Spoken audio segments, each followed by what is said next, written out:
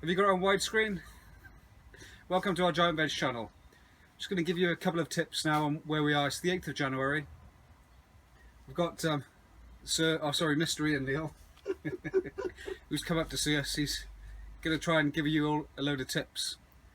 We're just starting off now with the giant carrots and parsnips. So Ian's going to really tell you what he does with them. First, they want washing. I haven't washed them out yet, they want washing. But what we do, or what I do, is half compost and half sand. Fill those up, but it'll be on the 16th of January. Fill those up and plant the carrots and parsnip seed in and leave them for about 3 weeks. And once you see the roots coming out the bottom, that's the time you can take them out and plant them into a bigger pot. So do you think these would be better in white or black, or they're not? They're black. Well, you haven't cleaned these ones out, Ian. I told you I haven't washed them. They're white inside. Must be all the feed you use. Could be. Yeah, so some people use white pots and some people use black pots. The white pots, apparently they have a lower temperature inside. So then the roots grow better. That I don't know. I've got some white pots home. I'll give one pot a try. It'd be interesting to see if the roots grow longer in white pots. Yeah, they use them for orchids. Okay. So you're going to be converting over to hydroponics this year as well? Well, I've got to, because I got that root disease that you've got in the tunnel, so it won't grow cucumbers, melons, and that's about all I grow. So that's Verticillium, is it? Yes. I'll show you what happens with Verticillium now.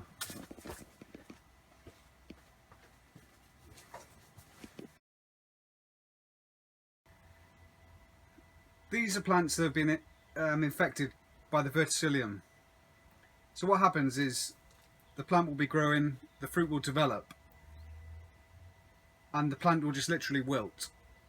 And that is because the Verticillium attacks the root system. We believe that it could have possibly come either through growing too many times in the same position, the same plant species. So this is going to be burnt.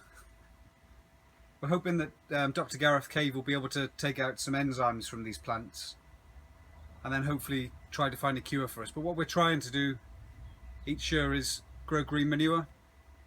So Mehdi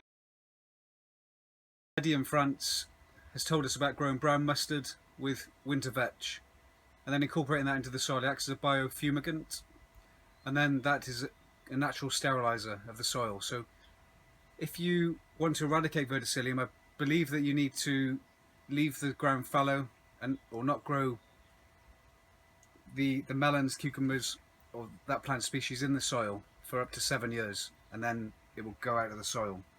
We don't have 7 years, so we're trying all ways to try and eradicate it. One way that we're trying to do this is by growing hydroponically. So Ian, I think, is going to be converting over to hydroponics this year. Well, I've got to if I want to carry on growing cucumbers and melons.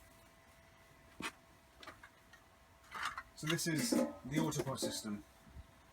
So you can't have had a look at this last year. It's been sterilised out, and these are the aqua valves. So that's the pump there, which controls all of the water and the feed going into the base of the plant.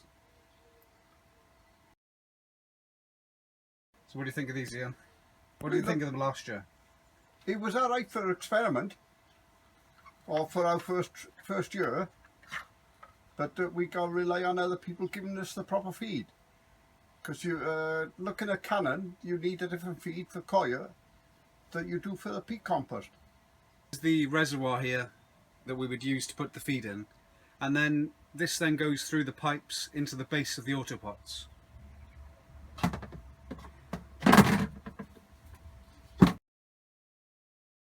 This is what we would traditionally use in the tunnels, which is a water irrigation system, and the feed goes into the dilution chamber in a bag, and then the compression then feeds through the trickle irrigation around the plants.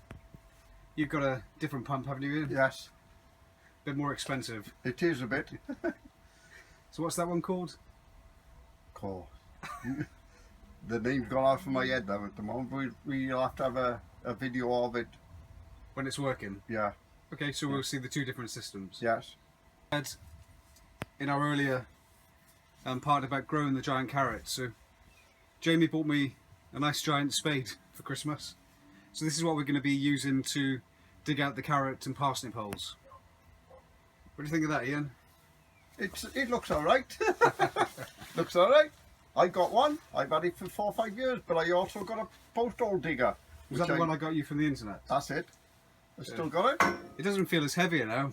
Going to the gym must have helped me. Or too much Christmas pudding. So we'll be coming back to you with a couple of update videos over the next couple of months. If you've got any questions, post some questions in the comments box under this video and then we'll try and answer them. We'll be also having a video on some giant pumpkin seed giveaway, so check back soon to find out. Like and subscribe and then you'll be up to date with all of the latest growing tips from Giant. Like and subscribe and then you'll be up to date with all of the latest tips from Giant Veg.